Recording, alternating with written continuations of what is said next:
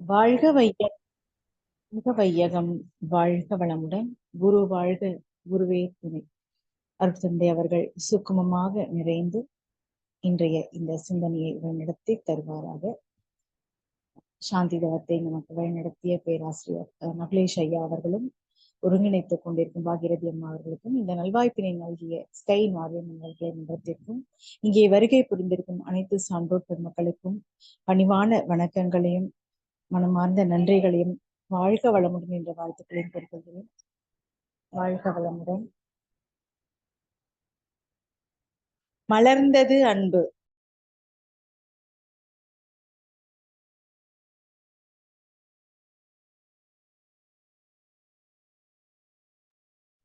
மலர்ந்தது அன்பு என்ற தலைப்புலதான் இன்னைக்கு நம்ம சிந்திக்க போறோம். அன்பு அப்படிங்கிறது எல்லார்கிட்டயும் இருக்கா? இயற்கையிடம் இருக்கு, அது எல்லாமாகவும் இருக்கு. மகரிஷி இந்த அன்பு என்ன அப்படின்னு சொல்றாங்கன்னா, ஈர்த்து பிடித்து கொண்டிருப்பது, கவர்ந்து பிடித்து கொண்டிருப்பது அப்படின்னு, தன்னோடு இணைத்து கொண்டிருப்பது அப்படின்னு சொல்றாங்க. தன்னிலிருந்து வேறுபட்டு இருக்கிறது அப்படின்னு நினைக்கிறது இல்ல, தன்னோடு இணைத்து கொண்டிருப்பவற்றுக்கு வேண்டியவற்றெல்லாம் அளிப்பது கருணையாகும் அப்படின்னு சொல்லுவாங்க. இந்த அறிந்தது சிவம், மலர்ந்தது அன்பு. போன வாரம் பேசினாங்க, ஒரு 2 நாள் முன்னாடி. அறிந்தது இறை, மலர்ந்தது அன்பு. அப்போ இறையை உணர்ந்தால், தெய்வத்தை உணர்ந்தால் அன்பு தானாகவே எல்லார்கிட்டையும் இருக்கிறதையும் கொடுக்கறதுக்கும் தொண்டாக செய்வதற்கும் எல்லாருக்கும் இயல்பா வந்துடும்.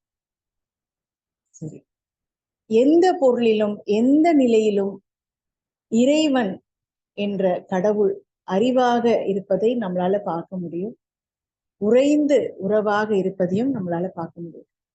உடலால வேறுபட்டு இருந்தாலும் உள்ளத்தால் அறிவால் ஒன்றுபட்டு இருப்பதை உணரலாம் அப்படின்றது. எது மலர்ந்தது, எப்படி மலர்ந்தது, ஏன் மலர்ந்தது, இப்படி எல்லாம் நமக்கு கேள்வி வரும்போது மகரிஷி ஒரு பாடல் கொடுத்திருப்பாங்க.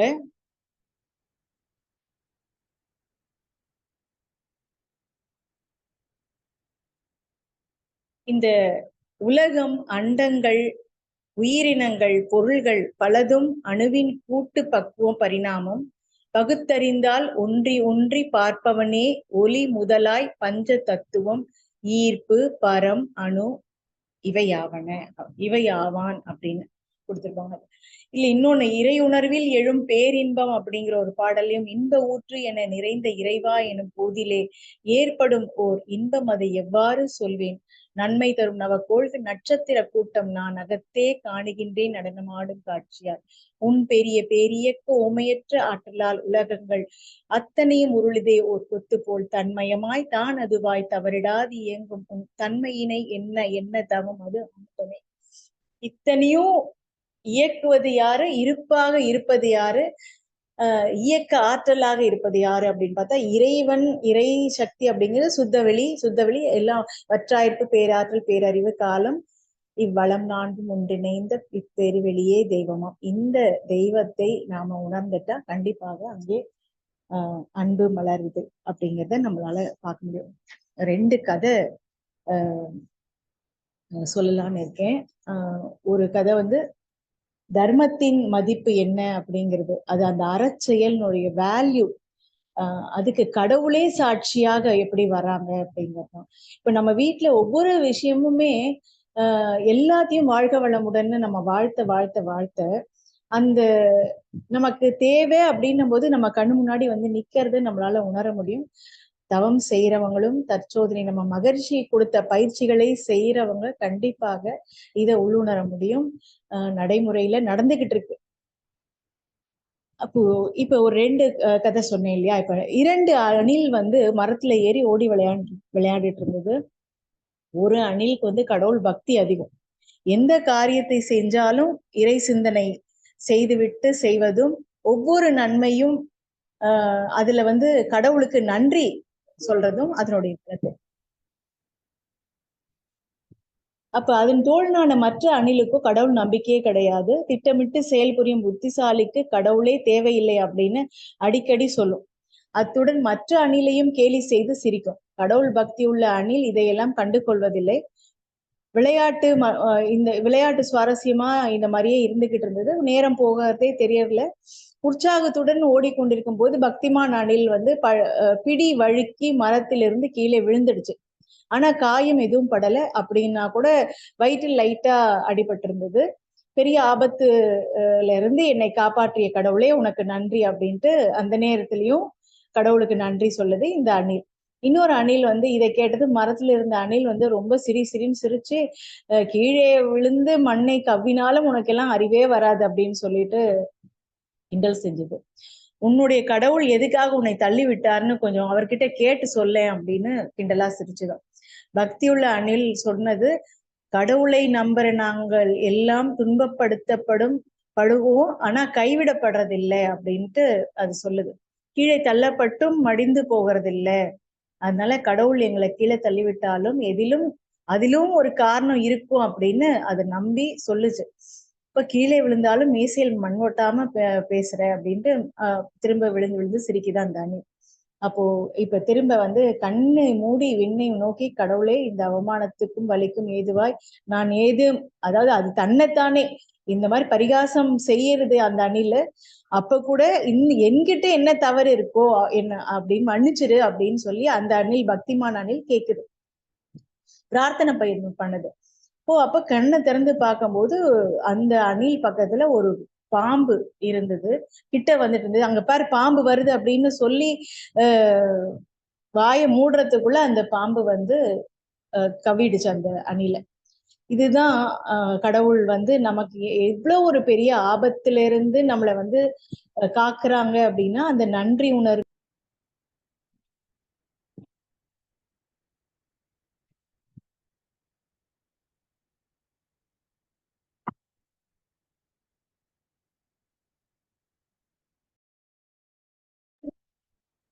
அப்போ தன் தோழத்திலிருந்து தவறி விழுந்ததை கூட ஒரு காரணம் இருக்கு அப்படிங்கிற போது அது அது அது நினைக்கிறதுக்குள்ள அந்த முழுமையா அந்த அணில் பாம்பு வைத்துக்குள்ள போயிருச்சு. ஸோ இதுதான் நமக்கு எது நிகழ்ந்தாலும் இறைவன் அதை நம்ம நன்மைக்குதான் செய்யறாங்க அப்படின்னு நமக்கு தெரிஞ்சுக்கிட்டா கண்டிப்பா எல்லாத்துலயும் வந்து அந்த அன்பு ஊற்றெடுத்து மலர்வதை பார்க்க முடியும். ஒவ்வொரு இயற்கை வந்து எவ்வளவு அழகா இருக்கு. அந்த பூக்கும் ஓசை அதை கேட்கத்தான் ஆசை, புல்விரியும் ஓசை அதை கேட்கத்தான் ஆசை. இயற்கையினுடைய சத்தம், இந்த ஒளிகள் இதெல்லாம் நம்ம கேட்கணும் அப்படின்னா நாம ரொம்ப சத்தம் போடாம இருந்தா மட்டும்தான் கேட்க முடியும். சோ இயற்கையினுடைய குரல், அந்த கடவுளுடைய குரல், நீ பேசாத போது இறைவன் பேசுகிறான் அப்படின்னு சொல்லுவாங்க. இப்ப மௌனத்துல இருக்கும்போதுதான் இந்த குரலை கேட்க முடியும்.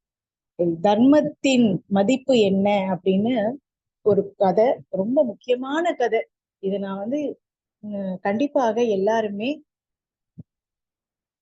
நல்ல உள்ளுணர்ந்து பார்க்க அந்த கடவுள் நமக்கு எந்த வகையில எல்லாம் உறுதுணையாக இருக்காங்க அப்படிங்கிறது நமக்கு புரியும். கடவுளே சாட்சியாக சொல்லக்கூடிய இந்த கதை கேள்விப்பட்டிருக்கீங்களான்னு எனக்கு தெரியல, இருந்தாலும் இதை நான் பகிரணும்னு எனக்கு தோணுச்சு. அன்பு எப்படி மலருது அப்படிங்கிறது தான் அதுக்குண்டான ஒரு கதை தான் இது. ஒரு குடும்பம் வந்து காசிக்கு போச்சு, ஏதோ ஒரு காரணத்தினால அங்கேயே இருக்கிறாங்க. ஒரு ஆன்மீக குலம் அப்படிங்கிறதுனால வேதம் ஓதுவதும் குழந்தைகளுக்கு வித்தை போதிப்பதுமாக அந்த குடும்ப தலைவர் இருந்தாங்க.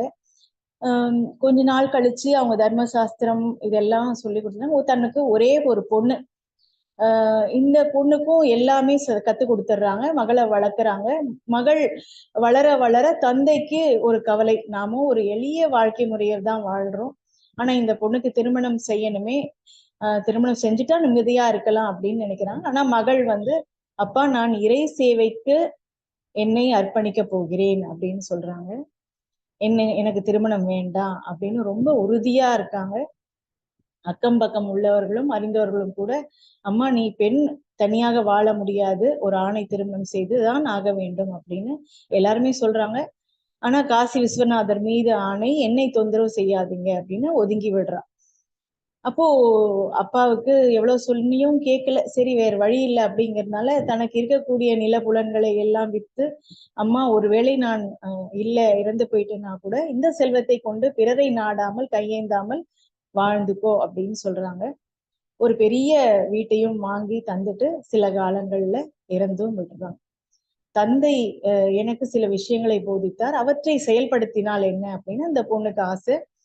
பல ஊர்ல இருந்து காசிக்கு வரும் பக்தர்களுக்கு இலவசமாக தன் இல்லத்திலே தங்க இடம் தருவதும் உணவு தருவதும் அப்படின்ற அறப்பணியை துவங்க காலம் செல்ல செல்ல இப்படிப்பட்ட அறப்பணிகளை ஒரு பெண் செய்கிறார் என்று அறிந்து பலர் மருத்துவ உதவி, கல்வி உதவி, இப்படின்னு எல்லா உதவிக்கும் அந்த பொண்ணையே கேட்டு வராங்க. உலகுக்கே படியளக்கும் ஈசன் சும்மா இருப்பானா? அப்போ கடவுள் இந்த பொண்ணை சோதிக்கிறதுக்கு நினைச்சாங்க. சோதிக்க எண்ணியது அந்த காசி மாநகரம் முழுவதும் இவள் புகழ் பரவ தொடங்கியது. அனைத்து செல்வங்களையும் தந்து தந்து ஒரு கட்டத்தில் வறுமை அவளை சூழ்ந்து கொண்டது. இப்போ பலரும் உதவிகள் கேட்கும் போது வேறு வழி இல்லாமல் அக்கம் பக்கத்துல உள்ளவங்க கிட்ட சிறு தொகைகள் கடன் வாங்கி தர்மம் செய்ய துவங்குறாங்க. ஒரு கட்டத்துல இவளுக்கும் கடன் தரத்துக்கே மறுத்துடுறாங்க. அப்போ அது மட்டும் இல்லாம முன்னர் நாங்கள் அளித்த கடன்களை கொடு அப்படின்னும் கேட்க ஆரம்பிச்சுட்டாங்க. இப்ப இரவில் படுத்தா தூக்கமும் கூட வரல. இது ரொம்ப வேதனையோட காசி விஸ்வநாதரை வணங்கி அவங்களுக்கு அப்ப காசி விஸ்வநாதர் நமக்கு எல்லாருமே ஏதோ ஒரு பிடிமானம், பக்தியில ஒரு பிடிமானத்தோட தான் எல்லாருமே ஒரு நம்பிக்கை அப்படிங்கிறதுக்கு ஒரு பிடிமானம் தேவையா இருக்கு. சோ அப்ப இறைதான் எல்லாமே. அந்த கடமை உணர்வோட செய்யும் போது எல்லாவற்றையும் இறையாக பார்க்கும்போதுதான் அந்த அறச்செயல் அப்படிங்கிறது தானா வருது, மலருது. இந்த வேதனையோட காசி விஸ்வநாதரை வணங்கி எந்த ஜென்மத்தில் நான் செய்த பாவமோ இப்படி கடனாக என்னை துன்புறுத்துகிறது இறைவா, நான் செய்தது சரியோ தவறோ தெரியல, ஆனா தர்மம் செய்ய வேண்டும் என்ற ஆர்வத்தோடு நான் இருந்ததால் என் சக்திக்கு மீறி தர்மம் செய்து விட்டேன், ஒரே சுற்றி கடன் வாங்கிவிட்டேன் என்றும் எல்லோரும் கடன் கேட்கிறாங்க, என்னால கொடுக்க முடியல, அவங்க கேட்கறது தவறு அப்படின்னு நான் சொல்லல, ஆனா அந்த கடன்களை திருப்பி கொடுக்கும் சக்தியை கொடு அப்படின்னு தான் கேட்கிறேன் அப்படின்னு ரொம்ப மனமுருகி கேட்கிறாங்க. உடனே அந்த நேரம் பார்த்து ஒரு ஞானி ஒருத்தர் வராரு. மகளே கவலையை விடு, இந்த காசி மாநகரத்தில் மிகப்பெரிய தனமான ஒருத்தர் இருக்காங்க, அவங்களை போய் பாரு, கண்டிப்பா உதவி கிடைக்கும் அப்படின்றாங்க. அந்த செல்வந்தன் கிட்ட நேரா போறாங்க. கொடுப்பாங்களோ மாட்டாங்களோ, மறுத்துடுவாங்களோன்ட்டு ரொம்ப கவலைப்படுறாங்க. இப்போ இந்த பொண்ணை பத்தி ஏற்கனவே அந்த செல்வந்தர் கேள்விப்பட்டிருக்காங்க, ஆனா நேரில் பார்த்தது கிடையாது. இருந்தாலும் கூட மிகப்பெரிய ஞான நிலையில் இருப்பவள் இந்த பெண் அப்படின்னு கேள்விப்பட்டதுனால உள்ளே அழைத்து உட்கார வைக்கிறாங்க. அப்போ எல்லார் முன்னாடியும் என்னம்மா என்ன விஷயமா வந்திருக்க அப்படின்னு சொல்லி கேட்கும்போது, எனக்கு 5 லட்சம் கடன் இருக்குங்க, கடன் வாங்கியதால எல்லோரும் இடர்படுத்துகிறார்கள், கேட்கிறாங்க, நீங்கள் 5 லட்சம் கொடுத்தீங்க அப்படின்னா சாட்சியாக எப்படியாவது சிறு சிறு பணிகளை செய்து தங்களிடம் பட்ட கடனை திருப்பி கொடுத்துட்றேன் அப்படின்னு சொல்றாங்க.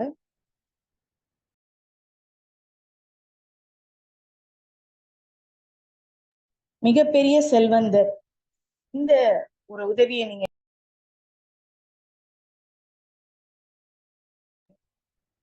எனக்கு உதவியாக அப்படின்னு தயங்கி தயங்கி சொல்றாங்க.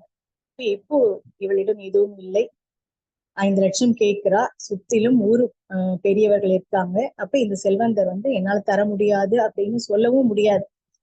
சொன்னா இந்த பொண்ணு மனம் வேதனைப்படும், நம்மை பற்றி ஊர் தவறாக நினைக்கும். எனவே நாகரீகமாக இதுல இருந்து வெளியே வரணும் அப்படின்னு சொல்லிட்டு செல்வந்தன் மிக சாமர்த்தியமாக பேசுறாங்க. பெண்ணே, நான் கூறுவதை நீ தவறாக நினைக்க கூடாது. உன் தந்தை ஓரளவுக்கு செல்வத்தை வச்சிருந்தாங்க, அந்த செல்வத்தை வச்சு நீ நல்லா இருந்திருக்கலாம். ஆனா அதை விட்டுட்டு எங்கெங்கோ ஏரிகளை அமைச்சிருக்கிற நீர் தடங்கள் தடங்களை அமைக்கிறதும், கல்வி சாலைகளை கட்டுவதும், நிறைய தர்ம காரியங்களை செஞ்சிருக்கேன், நிறைய பேருக்கு உதவி செஞ்சிருக்கேன். ஆனா உனக்கென்று கொஞ்சம் செல்வத்தை வச்சுக்கிட்டு இதெல்லாம் செஞ்சிருக்கலாமே. உன் செல்வத்தையும் தர்மம் செய்தாய், ஆனால் அந்த எந்த தைரியத்தில் கடன் வாங்கி தர்மம் செய்தாய் அப்படின்னு அவர் கேட்கிறார். கடன் வாங்கும் முன் என்னை கேட்டாயா? சரி, நீ செய்தது எல்லாம் நியாயம் என்றாலும் இப்படி தர்மம் செய்த நீயே நடுவீதிக்கு வந்து விட்டாய். எப்படி உன்னால் என்னிடம் வாங்கிய கடனை திருப்பி தர முடியும்? அடுத்ததாக நான் கடன் கொடுத்தால் அதற்கு ஈடாக ஏதாவது ஒரு பொருள் வேணும். அதுக்கு உன்கிட்ட ஏதாவது இருக்கா? உன்னிடம் எதுவும் இல்லை என்று நீ கூறுகிறாய். எதை நம்பி நீ கேட்கின்ற இந்த பெரிய தொகையை நான் தர முடியும்? அடமானம் வைக்க உன்னிடம் என்ன இருக்கிறது என்று அந்த செல்வந்தர் கேட்கிறார். இந்த பெண் இறைவனை எண்ணியபடி, ஐயா நீங்கள் கூறுவது உண்மைதான், ஏதோ ஒரு ஆர்வத்துல கேட்டுட்டேன்,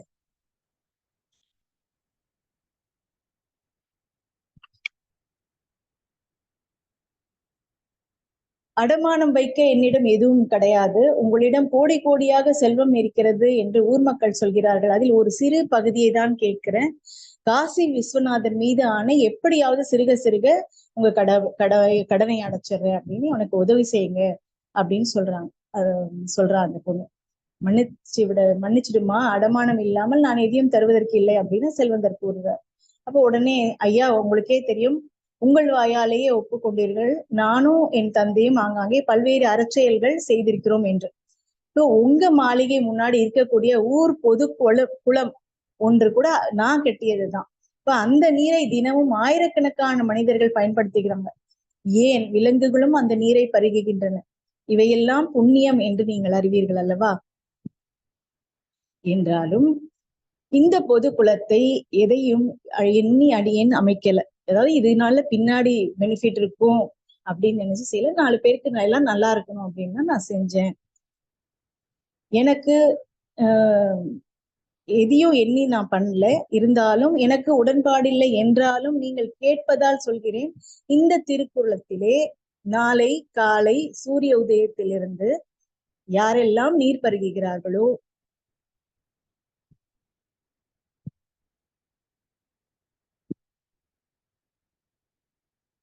அதனால் அடியனுக்கு வரக்கூடிய புண்ணிய பலன் முழுவதையும் உங்களுக்கு அடகு வைக்கிறேன் அப்படின்னு சொல்றாங்க.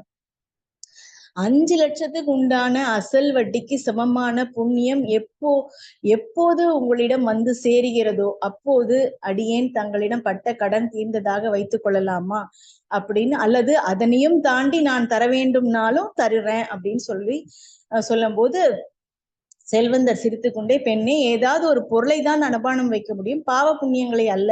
ஒரு பேச்சுக்கு நீ கூறியபடி நீரை பருகுவதால் ஏதேனும் புண்ணியம் அப்படின்னு ஏற்படும் புண்ணியம் என்னுடைய கணக்குக்கு வருவதாக வைத்து கொண்டாலும் புண்ணியம் அரூபமானது அப்படின்னு சொல்றார். கண்ணுக்கு தெரியாதது. உன் கணக்கிலிருந்து புண்ணியம் என் கணக்கிற்கு வந்து விட்டது என்பதை நான் எப்படி தெரிஞ்சுப்பேன் அப்படின்னு கேட்கிறாரு. ஐயா, அது மிக சுலபம், கட்டாயம் நீங்கள் புரிந்து கொள்ளும்படியான ஒரு ஏற்பாட்டை செய்கிறேன், என்னுடன் வாருங்கள் என்று அந்த செல்வந்தரின் வீட்டிற்கு எதிரில் உள்ள குளக்கரைக்கு கூட்டிட்டு போறாங்க. அந்த குளக்கரையில் கருங்கலால் ஆன சிவலிங்கத்தை காட்டி, எம்பிரானே, அடியேன் செய்த அறக்காரியங்களை சொல்லி காட்டக்கூடாது என்றாலும் கடனில் இருந்து தப்பிக்கிறதுக்கு இந்த அபவாதத்தை ஏற்கிறேன். ஈசனே, இந்த திருக்குளத்தின் அடியில் நீ இருக்க வேண்டும். எப்பொழுது அடியேன் கணக்கில் இருந்து அசலும் வட்டியுமான புண்ணியம் இந்த செல்வந்தரின் கணக்கிற்கு வந்து சேர்கிறதோ அப்போது நீங்கள் மேலே வந்து மிதக்க வேண்டும். ஈஸ்வரா என்று கூறி பலமுறை பஞ்சாட்சரம் கூறி வணங்கி அடியாட்களின் துணை கொண்டு அந்த சிவலிங்கத்தை அந்த கடினப்பட்டு தூக்கி திருக்குளத்தின் நடுவே இடுகிறாள். இப்ப இது போட்ட உடனே அந்த சிவலிங்கத்தை அது குளத்துக்கு அடியில வச்சிடுறாங்க. இப்போ நீரின் அடியிலே போயிட்டு உட்கார்ந்துருச்சு அந்த சிவலிங்கம். இப்ப செல்வந்தரை பார்த்து, ஐயா, நீரிலுள்ளே இருப்பது வெறும் கல் என்று நினைக்காதீங்க, சாட்சாத் சிவபெருமான் தான் உள்ளே இருக்கிறார். நாளை காலை சூரிய உதயத்தில்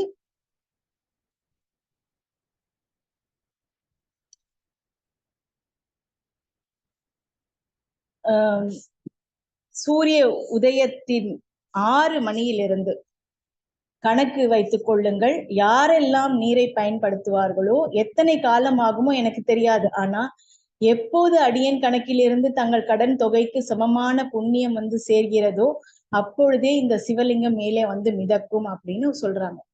இவர் சிரிச்சிட்டு, அம்மா நீ முன் கூறியபடி புண்ணியத்தை அடகு வைப்பதை கூட என்னால் ஏற்றுக்கொள்ள முடியும். ஆனா கருங்கல் மிதக்கும் என்பது சாத்தியம் இல்லையே, எப்படி நம்புவது? யாராவது கேட்டா சிரிப்பாங்க அப்படின்னு சொல்லிட்டு, அப்போ இல்லை நம்புங்கள், சிவபெருமான் மீது ஆணை, கட்டாயம் சிவலிங்கம் மிதக்கும் அப்படின்னு சொல்லிட்டு அந்த பொண்ணு ஸ்ட்ராங்கா சொல்றா. இதை கல் என்று பார்க்காதீங்க, பகவான் என்று பாருங்கள் அப்படின்னு. அப்போ செல்வந்தர் யோசிக்கிறாங்க, சரி ஏதோ புண்ணியவதி நம்மை சுற்றி ஊர் மக்கள் இருக்காங்க, பணம் தர மாட்டேன்னு சொல்ல முடியாது, அதனால அந்த பணத்தை கொடுத்துடுறாங்க. கொடுத்த உடனே என்ன பண்றாங்க, யோசிக்கிறாங்க, அவசரப்பட்டுட்டோமோ, ஏமாந்து கொடுத்துட்டோமோ அப்படின்ட்டு தூக்கம் வராம எப்போது விடியும் அப்படின்னு யோசிச்சுட்டு வேலையாட்களை ஏற்பாடு செய்து, நீங்கள் குளக்கரையில் ஆங்காங்கே அமர்ந்து கொண்டு கையில் ஒரு ஏடும் எழுத்தாணையும் வைத்துக்கொண்டு ஒரு தினம் எத்தனை பேர் நீர் அருந்துகிறார்கள், எத்தனை பேர் நீரை எடுத்து செல்கிறார்கள், மறுக்கரையில் எத்தனை விலங்குகள் நீரை பருகுகின்றன அப்படின்னு பாருங்க. எத்தனை காலம் ஆகும்னு தெரியாது, ஆனா தினமும் நீங்கள் கணக்கு எடுக்க வேண்டும் அப்படின்னு ஏற்பாடு செஞ்சுட்டு அன்று விடிந்ததுமே வீட்டின் மேல் விதானத்தில் அமர்ந்துகிட்டு பாக்குறாங்க, குளக்கரையே பாக்குறதுக்கு துவங்குறாங்க. இப்போ விடிஞ்ச 6 மணிக்கு காசி விஸ்வநாதர் கோயிலுக்கு சொந்தமான காளை ஒன்று குளத்து நீரை அருந்துவிட்டு மறுபக்கம் செல்கிறது. அவ்வளவுதான். குபுகுபு என்று சிவலிங்கம் மேலே மிதந்தது. அவருக்கு செல்வந்தருக்கு உடம்பெல்லாம் நடுங்கி நிலை குலைந்து அறையில் அமர்ந்து விட்டார். ஒரு மாடு நீர் அருந்திய புண்ணியமே 5 லட்சத்துக்கு சமம் என்றால், அந்த புண்ணியவதி செய்த அறப்பணிகளுக்கு முன்னால் என் செல்வம் அத்தனையும் வீண் அப்படின்னு அவங்க சொல்றாங்க. மனசுக்குள்ள நினைச்சுக்கிட்டாங்க. உடனே என் கண்ணை திறந்துட்டா, மகளே, செல்வம் தான் நிலையானது அப்படின்னு நினைச்சேன், அப்படியல்ல, பரிபூர்ணமாக உணர்ந்து கொண்டேன். எம்பிரான் மிதக்கிறார், எல்லோரும் பாருங்கள் என்று கூற ஊரே சென்று பார்த்தது. அதுக்கப்புறம்தான் அந்த செல்வம் முழுவதையும் அந்த பெண்ணிடம் தந்து அந்த பெண்ணை தன் பெண்ணாக தத்தெடுத்து தானும் கடைசி வரை தர்மம் செய்து வாழ்ந்தார். இது நிஜமா நடந்த கதை. 300-400 வருஷத்துக்கு முன்னாடி. நாம தர்மங்களை செய்யறோம், இருந்தாலும் நம்ம வாழ்க்கையில சிறக்கலையே அப்படின்னு நிறைய பேர் நினைக்கலாம். முட்டாளாக நம்ம இருக்கோமா அப்படின்னு நினைக்கலாம். நிறைய பேரு சாமர்த்தியமா வாழ்றாங்களேன்னு நினைக்கலாம். நாமும் இது போல வாழவில்லையே அப்படின்னு நினைக்கலாம். தனத்தை சேர்த்து வைக்கலையேன்னு நினைக்கலாம். ஆனா இந்த சம்பவத்தை பார்க்கும்போது நம்ம செய்யக்கூடிய அறம், குறிப்பாக மனவளக்கலை பேராசிரியர்கள், அருள்நிதியர்கள் எத்தனையோ பேர் இருக்காங்க. குறிப்பாக நான் ஏன் சொல்றேன் அப்படின்னா, உண்மையிலேயே செல்ஃப்லெஸ் பீப்புள்.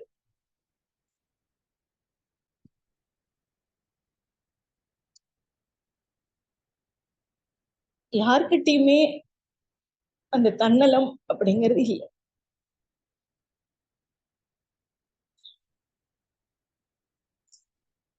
அப்ப மலர்ந்தது அன்பு அப்படிங்கிறது இந்த இடத்துல சிவலிங்கம் எப்படி மேல வந்தது பாத்தீங்களா? ஒரு மளிகையில வாங்கி எல்லாம் நம்ம கிச்சன்ல போறோம். கடுகு டப்பா, மிளகு டப்பா, அடுப்பு, சிலிண்டர், பாத்திரம், அரிசி, சாதம், ஒவ்வொரு விஷயம், சூரியன்ல இருந்து நைட்டு சந்திரன் வரைக்கும் அத்தனை விஷயங்களையும் இங்க விடிஞ்சதுல இருந்து அடையிற வரைக்கும் நன்றி உணர்வு, தற்சோதனை. காலையில சூரியனுக்கு நன்றி, ஒவ்வொரு வினாடிக்கும் இது எனக்கு கிடைச்சதுக்கு நன்றி, ஒரு துன்பமா நன்றி, அது இன்பமா நன்றி. துன்பம் அப்படிங்கிறது நம்மளுடைய செயலுக்கான விளைவு அப்படிங்கிறது நமக்கு தெரியும். அப்ப எந்த இடத்துல நாம அளவு மீறணும், ஏன் அளவு மீறாம இருக்கணும், இப்ப விளைவு இதுதான் வருது அப்படின்னு நமக்கு உணரணும்.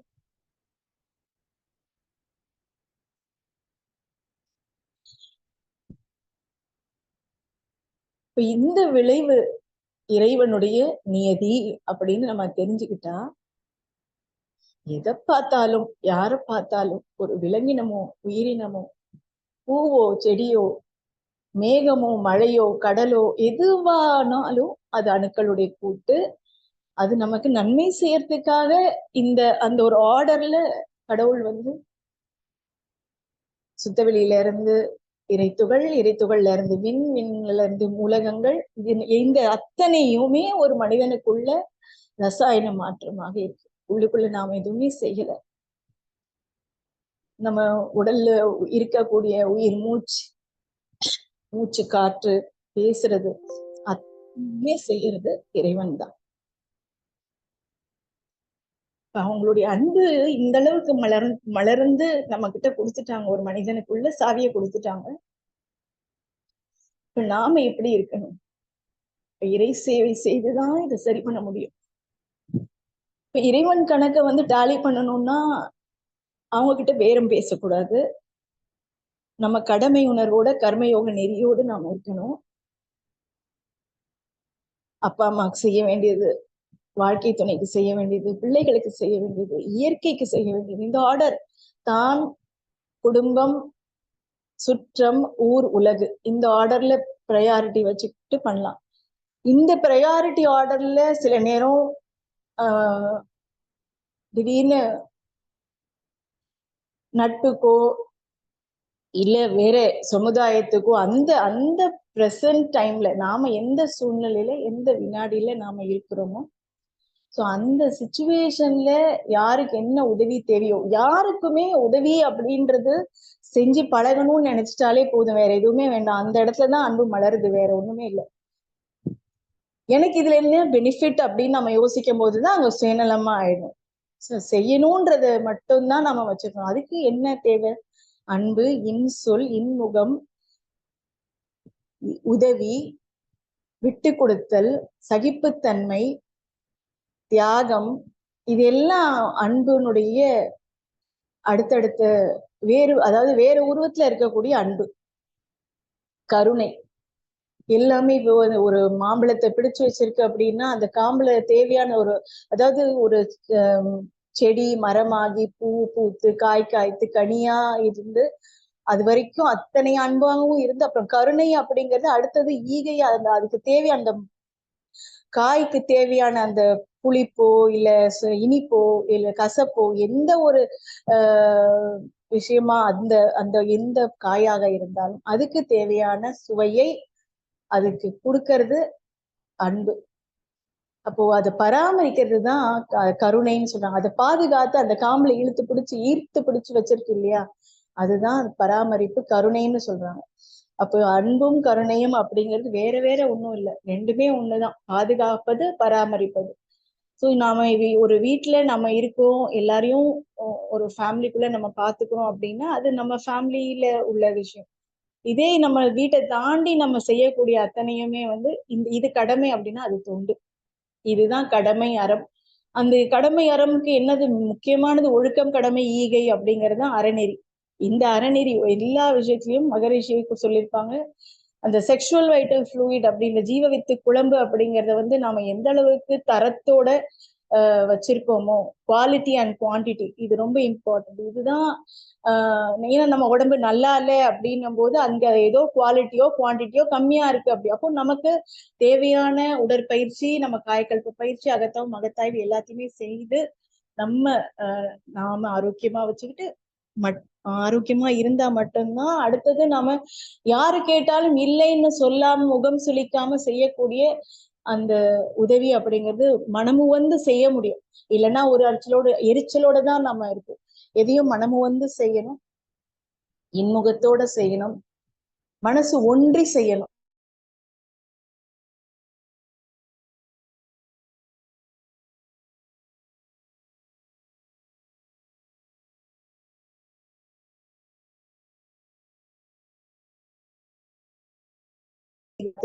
இருக்கு. சோ நம்ம பயிற்சியை தொடர்ந்து செய்வோம். பயிற்சி செய்ய செய்ய நமக்குள்ள நிறைய ரசாயன மாற்றங்கள் மாறுவதை கண்டிப்பாக உணர முடியும்.